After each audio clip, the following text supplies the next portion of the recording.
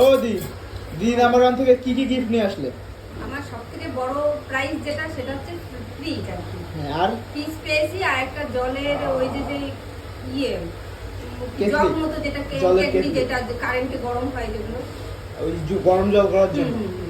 আর ওটা আর হচ্ছে অনেক রকমের মশলা, ওইটা আমি পছন্দ করে নিয়ে আসছি। মশলার গ্রোসারি আইটেম? হ্যাঁ, অনেক রকম, অন্তত 50 রকম মশলার মধ্যে। 50 আমার মধ্যে অন্তত 6 মাস চলে যাবে 50 রকম মশলা।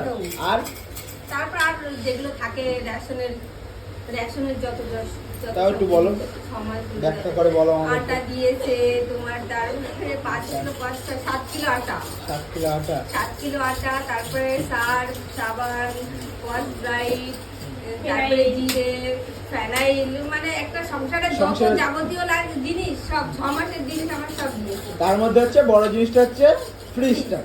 ফ্রিজ আর ওই গরম জল করার কি যেন ইলেকট্রিক কেটলি না কি একটা।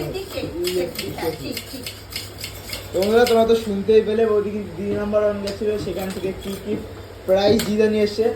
আর ফার্স্ট হতে পেরেছে কি হয়নি সেটা তো তোমরা টিভির পর্দায় দেখবে, আমরা আগের থেকে রিলিজ কিছু করবো না।